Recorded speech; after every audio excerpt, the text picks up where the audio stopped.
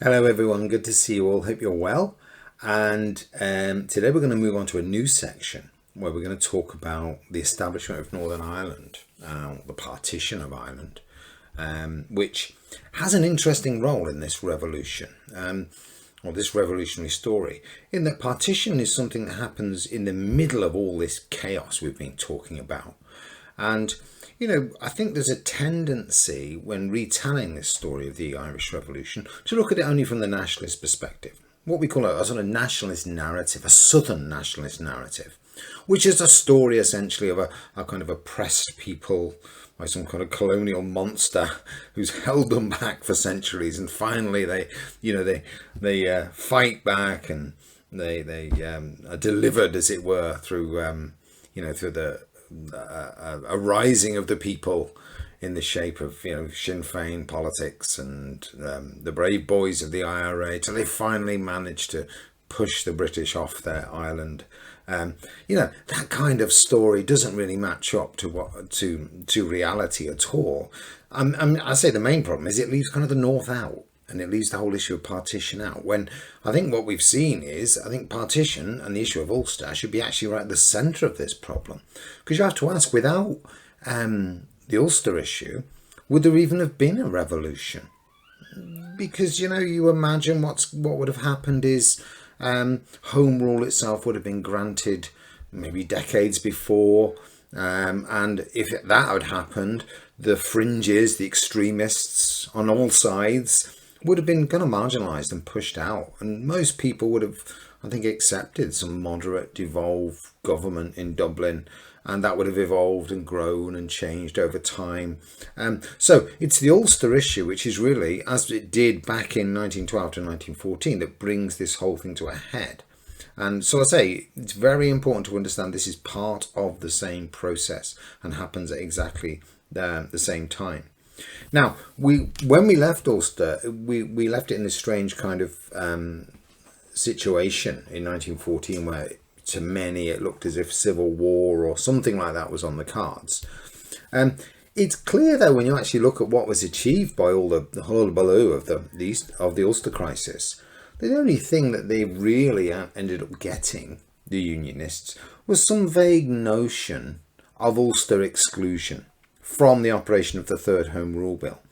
And that was all we had. There's no idea what that meant, what area to be involved, how long you were to be excluded for, or whatever. But, they were going to be left out for some period of time. And certainly no notion at all of Ulster having its own parliament. Remember, that's a complete no-no, because they hate Home Rule. Why would they have a Home Rule Parliament themselves? That's absolutely not what they want. They just do not want to be in the Dublin Parliament. That's where their focus is. And it's kind of ironic, given the fact, saying that the Conservative Party has gone out on a limb with all these kind of extreme threats and so on, that this is all they really end up with. And certainly, of course, it's also not what they aimed for. They didn't want Ulster exclusion. What they really wanted, remember, was to use all the trouble they could cause in Ulster just to make Asquith throw his hands up and say, oh, forget, this is too much trouble. And once again, put Home Rule on the back burner, and maybe another generation goes by before it rears its ugly head again from a Unionist point of view. But they don't get that. So, I say, that's where we end up with in September. The Third Home Rule Bill is passed, with this provision for Ulster once the war ends, whatever that's going to be. Now, I say, we've mentioned the fact that when Lloyd George takes over, he's far more proactive. And, he's someone, as we said, who tries to address this problem in various ways, the carrot and the stick. He releases loads of internees from the Easter Rising. He sets up the Irish Convention, if you remember that. That fails. But a good idea, I think, in principle. It doesn't really work.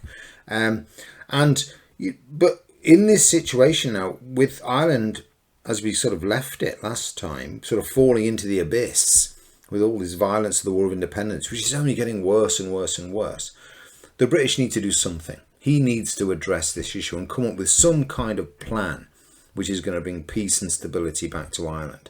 And that's really, I say, so in the context of the War of Independence, that's where we're going to get partition coming from. And here's a nice cartoon here, as you can see. This is, I love this cartoon. This is Lloyd George. He's tangled up by the Irish issue, 1919, with the three representatives of Irish opinion there. You've got Carson in the middle there. You've got Joe Devlin. Joe Devlin is basically the leader now of what's left of the Home Rule Party, which is based in Ulster, East Ulster particularly. And also Eamon de Valera, of course, over there on the left representing Sinn Féin. You notice de Valera has a German helmet on. That's because they colluded with the Germans, obviously, during the Easter Rising. So that's always kind of remembered. And a settlement is, well, somewhere. So he's facing, this pressure now to actually come up with something from this radicalizing situation in the South. So here's some more kind of cartoons from the period. What are you going to do now? Now, I say the promise from the Liberals is you're going to put this amendment and put the Home Rule Bill into operation when the war ends. Now, when does the war end? Now, we might think November 1918. It's kind of true, yes. But they take the war ending as when the peace treaty is signed, which, of course, is going to be the 28th of June 1919 at Versailles. Of course, there's going to be other peace treaties, the Sèvres Treaty for the Ottomans and so on. But the big one's really at Versailles. So now the pressure is, well, come on, the war really has ended now. What are you going to do, Mr. Lloyd George? And now, he has a number of options. What in terms of coming up with a settlement? One thing he can do, of course, is repeal the old bill. Just get rid of the third Home Rule Bill completely. Second thing, he can amend that bill, which was the plan, with some special treatment for Ulster. He can do something like that. Or he has the option now of writing a whole new bill to supersede it. And what he will do is choose the last one. So all that trouble about the third Home Rule Bill, it will never be brought into operation. It's gone now. And now we're going to get another bill brought in, I suppose, to meet the demands of the polarising situation in Ireland. And, it's Lloyd George. He's an activist. He's a fixer, Lloyd George. He thinks he can solve any problem. And, he's very concerned, and you can see that kind of by these cartoons here and the previous one, that his government may appear to have no policy. And, of course, that's the worst thing for any government. You have to have a policy. You can't just drift along. That really does not go down particularly well. Now, this solution they're going to come up with, I'd say the partition solution, which is not particularly peculiar in the context of its time. Of course, because remember, the idea of drawing lines on maps after the First World War is very popular at the time. It's seen as a way of solving, what Woodrow Wilson thinks was the main cause of the First World War, which was imprison peoples. Self-determination is what you need. Let everyone have their own little country and draw lines around it, and then you won't get this frustration and anger from all these national or ethnic groups. So you get lots of new lines drawn on maps everywhere. So the idea of, I say, drawing a line in Ireland, it's state of the art in many ways. It's kind of what people do. If you remember itself, Sinn Féin, just to show you this, did send a delegation themselves to Paris. It doesn't go anywhere, but it's part of that whole world of Wilson's 14 points and self-determination, and we are an imprisoned people and you need to help us. And I say everyone goes to Versailles, all these different colonial groups, the Middle East and everything, they all go and try, and most of them don't get anything, but it's kind of what you do. And it's a total failure in the Irish case. They don't get anything. Nothing like this we said in the postcard actually happens. Because the Americans are not. It's the Allies, the victorious Allies, are not going to mess with their own states. Principles only go so far. So self-determination is for the losers, as it were, for the defeated. So I say Ireland is slipping into chaos now, 1919, increasing IRA campaign, and it's in that context, with the peace treaty agreed now, the government gets down to designing yet another Home Rule Bill. This is the fourth one now, which will be the Government of Ireland Act. Very important act. Now, the man they put in charge of actually coming up with a plan is this man here, Walter Long. Now, Walter Long is given charge of a very, very powerful government committee to work the whole thing out. it's a very clever appointment, this, by the government. Long is a good, solid, reactionary Tory unionist. So you don't want to frighten off, Ulster Unionists. He'd been Chief Secretary of Ireland. He was First Lord of the Admiralty. He should have really been leader of the Tory party. But rivalry with Austin Chamberlain and so on allowed eventually Bonar Law to come in as a kind of compromise candidate. But yeah, he reassures essentially all wings of the sort of Tory and Unionist alliance in that sense. And, he's something of a hardliner. Certainly some of the things he says. In 1920, he'll call for strident coercion in Ireland to put down the rebels. He talks about exterminating rebels in Ireland. God. So he's a safe pair of hands. It was often said about Long that aside from getting Carson himself to draft the bill, he's probably the next best thing. So he's given the job of doing this. And his committee now meets 7th of October, so 1919. It works very, very hard. It's very fast as well, incredible. And what they do is they consider 3 basic options of what you can actually do with Home Rule. Now, one option is to have one Home Rule Parliament in Dublin, but with some kind of county opt-out for the Ulster counties, or any county that wants to, by referendum or plebiscite, whatever, to vote themselves out of Dublin control. And that would probably be, as say, those 4 majority Protestant counties, but who knows? Now, this idea is rejected because they feel it just looks like Britain is kind of holding on to a chunk of Ireland for the sake of it. It doesn't go down well internationally. As you can imagine, the age of self-determination, particularly the Americans, this idea, as I say, that you're going to give self-determination away and then you're going to keep the bits you want, that doesn't look good. You're going to take little chunks out of Ireland. They don't like that, so they reject that. The second idea is to have, again, one parliament in Dublin, but to give the Ulster Unionists some kind of firewall, as it were, some kind of maybe veto powers over the actions of the Dublin government to allay their fears. Maybe create a Senate, an upper house, which you fill with Unionists, and then they have the right to veto what the legislative parliament does. Again, they reject this idea because, well, you can see yourself, that's not going to work. Because it would paralyse completely the Dublin government and really be essentially a kind of new Protestant ascendancy. So that's not going to sell either.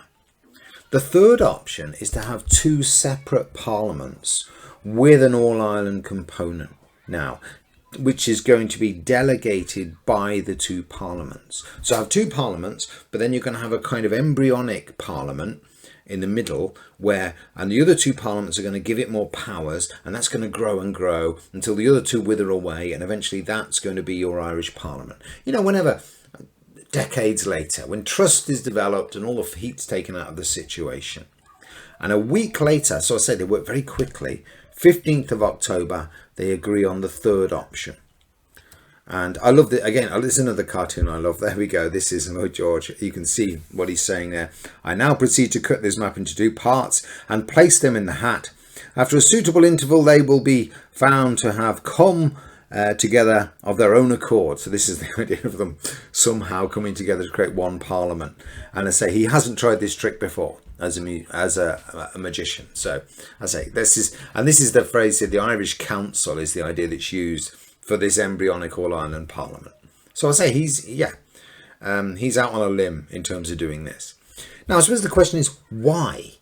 Why do they decide on this option? Well, when you think about it, it's actually, for the British government, it's quite a good idea. One thing, of course, is it gets the British now out of Ireland for good. And we're now at a situation where, boy, did the British want to leave. I mean, the old unqualified support for Unionists and so on, that's all dissipated that you'd had in the Ulster crisis. That's all gone, which makes you kind of suspect that they weren't that actually committed to the whole issue of Ulster Unionism, but they were using it because they were out of power. But now they're back in power, they're a bit more standoffish when it comes to, say, going to the hilt for the Unionists, and they can get out now. It would also mean, of course, with this, you've just got a symbolic move to Irish unity. There's an aspiration within it to eventual Irish unity, which is what everyone kind of wants. And of course, it's left with this decision, like the Irish Convention. It's very clever, this. The Irish themselves can decide, what the All-Ireland component's going to have. You can use it if you want. We've given you the money, we've set up the admin and so on. So you can't blame us. You can't blame the British this time now if you don't decide to use it. You can't hold us responsible. Another point is, of course, they can also claim, and this is if they can keep a straight face, I suppose is the point, that every Irish person is going to be under a Home Rule Parliament. So they have met the demand for Home Rule. Now, it's not exactly how they thought it was going to be. Lloyd George himself, though, says, no nationalists would be retained under British rule. All Irishmen would be self-governing. Well, yeah, but I mean, a hell of a lot of minorities are going to be in places they don't want to be, but they're all, I suppose, under an Irish government of some description. So again, it's a bit of sleight of hand there, but that's what you can sell, remember, to the international community.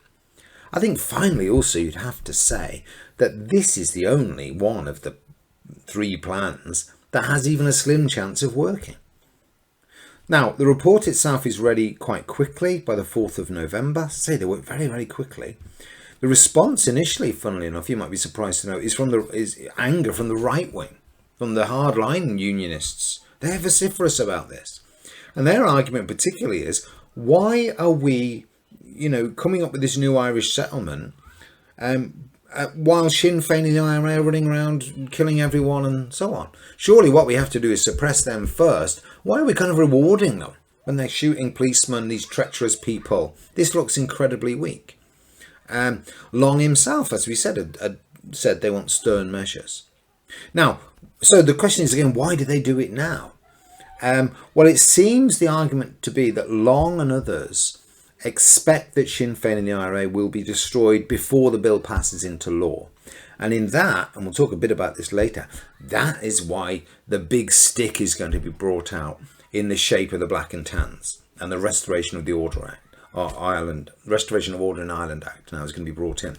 Because the idea now is we've got a plan, but we need to suppress the rebels now, and we're going to take off the gloves now, really. And by the time the act passes, they'll be suppressed, and this is going to go through. Also, I think Lloyd George is thinking, well, if we push forward a kind of more moderate act like this, it will probably take the wind out of Sinn Féin's sails, because maybe there's enough moderate Irish opinion, which I think there probably is, if you can court it, and but getting sick of the violence and so on. All they wanted was kind of home rule, and frustrated about that, and they voted for this thing called Sinn Féin. How committed are they really to Sinn Féin? This mad radical Republican kind of idea. That's why he's gambling up. So they'll lose support now if you put forward a more modest kind of solution.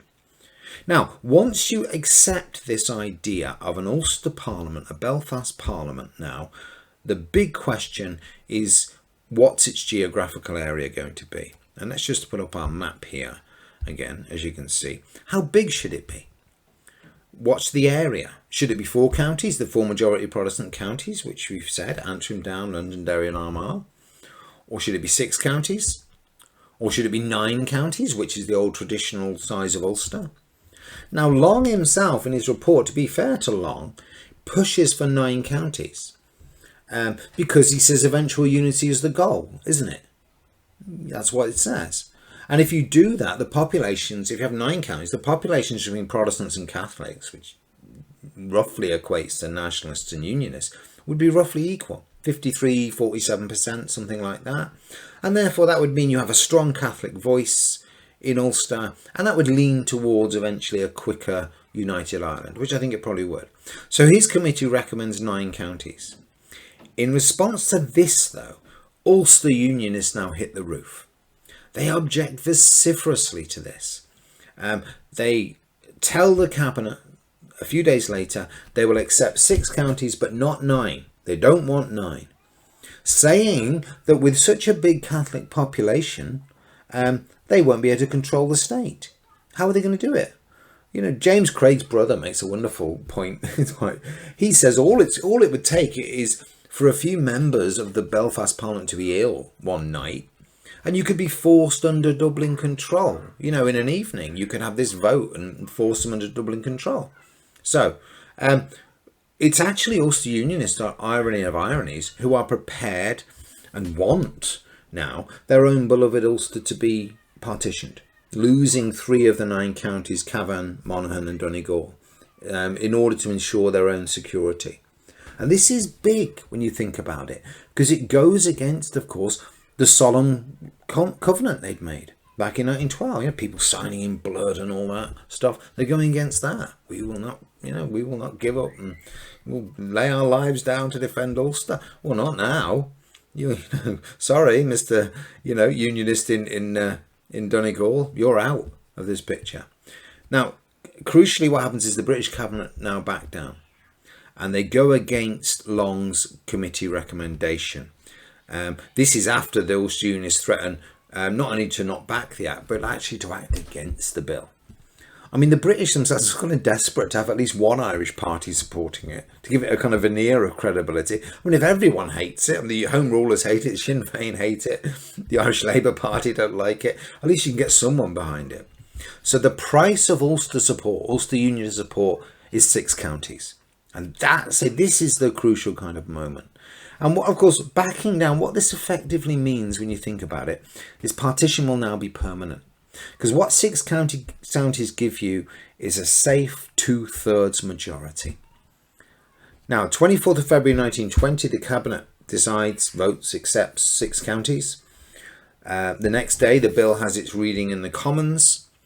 And on the 10th of March, this is put towards the Ulster Unionists themselves, the Ulster Unionist Council now, and they decide not to oppose the bill, effectively jettisoning the Unionists in the other 3 Ulster counties. Now, this causes consternation amongst Irish Unionists outside of the 6 counties, as you can imagine. Southern Unionists are livid, because what they want, of course, are stronger All-Ireland ties. They want to be kept closer to the Union. Otherwise, they're stuck in the southern state for good. If this is a lifeboat, that you're creating here, what about us? Are we just going to be left to drown now in this island? They feel deeply betrayed and abandoned. Here's what one of them says. I love this quote. One of them says, "This act is equivalent to shutting a man in a tiger's cage and advising him to make himself as comfortable as possible."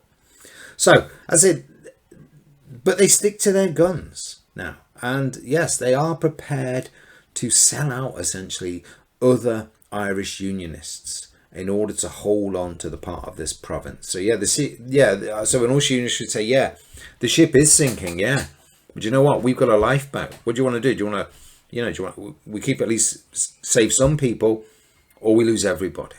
So they're pretty, So this creates a real tension now between, within Irish unionism, a real cleavage between both sides. And as we said, the next part of this, which we mentioned now, you'll see how this all fits together like a jigsaw. Now the British are going to move to put down the IRA and Sinn Féin. The Restoration of Order in Ireland Act here, 1920, is all part of this, you see, choreographed together. This is going to be passed now, and now it becomes law, and you can see what it allows you to do. You can intern people and arrest them. The black and tans now, and the auxiliaries, paramilitary police forces now are going to be beefed up. I'll show you a bit here are the black and tans and the auxiliaries. And so they're going to be now let loose, as it were, on Ireland. So the idea, now we've got a settlement, we're all right now, we're on the road, we'll put down the IRA, put down Sinn Féin. So by the time this gets through Parliament, then Ireland will be cowed, as it were, and a settlement now can, the path could be eased now for this partitionist kind of solution. 11th of November 1920, the bill gets its 3rd reading, which means it's finally almost going to become law. And it's on the 16th of December. It took a long time, this, going through all these stages. 16th of December 1920, then the act is actually passed and receives royal assent. And this is the act itself, the Government of Ireland Act now. And the key point about this, to remember, is this is the act that partitions Ireland. Not, as you often are told, kind of by bad tour guides, I always find in Dublin and stuff, that it's the treaty, the Anglo-Irish Treaty later on, which we'll talk about. No, Ireland's already partitioned. by this act. I say, while the War of Independence is going on, all the chaos. So the treaty, as we'll see how the treaty relates to this later on. But partition is already an established fact. It's not a case of sitting down in, the treaty with Michael Collins and sort of saying, as I was taught, probably maybe you were when you were a kid, we're keeping the 6 counties, sort of colonial spite. We're holding on to what we can hold on to. Now, this has already been done now. So the idea is to create 2 parliaments, as you can see, one in Belfast, one in Dublin, called Northern Ireland, and 2 states called Northern Ireland and Southern Ireland, respectively. There are supposed to be minority protections in the shape particularly of PR, so proportional representation, for all elections. We'll see later on these will end up being scrapped in Northern Ireland in 1922 and 1929. They'll be got rid of. But that's the idea. So you give the minority, as it were, some kind of, the proportion of their population is going to also be a proportion of the parliamentary seats that they get. The governments within this act, the Irish governments that are created, are not allowed to, say, charge extra taxes or something to minorities, or seize their property or target them or whatever. And I say it also has this Council of Ireland in it, which is, let's say, this idea of creating this embryonic all-Ireland Parliament. Essentially has 20 representatives from each Parliament, North and South, and a president who's going to be there, nominated by the Lord Lieutenant of Ireland. And the council itself has no autonomous powers, but it's only going to be given powers by the 2 parliaments. So you'll start kind of small then, but let's have a, let's give them tourism or something, say fisheries or something. And then the idea is we begin to trust each other more, and eventually it will grow and grow and grow until become this Irish Parliament. Again, it's only really a gesture to Irish unity. This, of course, is not going to go absolutely anywhere. So, I say, this mechanism particularly is a way for the government now to paint partition as provisional, you see, as temporary, as reversible. And the reality of all this, of course, is what you've really got is the government is looking to solve the issue of Ulster now. It's very clear they kind of want and really expect Sinn Féin to reject the bill. And the idea is really to try and deal with the Irish situation in 2 separate parts. And then you can get out. So you deal with the northern thing first, and then you move to deal with the southern problem separately. That's really what they want. And then, of course, they can get out. They can rule then, as it were, at arm's length and so on. We'll see, though, that this doesn't work at all. They'll keep on getting sucked in again and again over time. And when we get to 1922, when we talk about, you almost get to a point in June 1922 where the British really are considering scrapping the whole arrangement. The whole basis of partition isn't working. The violence is too bad, the chaos, the disorder. These states, the northern state particularly, just isn't functioning. The southern state, of course, will be on the verge of its own civil war. So scrap the whole thing and go back to basics. So it doesn't really work in that sense in terms of getting the British out. So the Government of Ireland Act, you'd say, just to conclude this, has some notable political advantages for the British. One thing, of course, the Ulster Unionists, to be frank, have been a nuisance in British politics for years. All this division they kind of keep cooking up, and with the Home Rule bills and the Ulster crisis and all that, this kind of gets rid of them now. That's one thing. The British can now also, with this, withdraw from Ireland on their own terms, which maybe they never expected to do. They had, as I say, given Ireland Home Rule. They can argue that anyway. All Ireland is now autonomous. Yeah, okay, we did what we promised to do.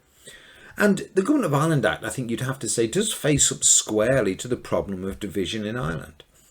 And, in many ways, and I think a number of historians have made this point, this is the only solution left. Without the option of kind of coercing Ulster or whatever, sending in troops, and God knows what bloodbath that would have led to.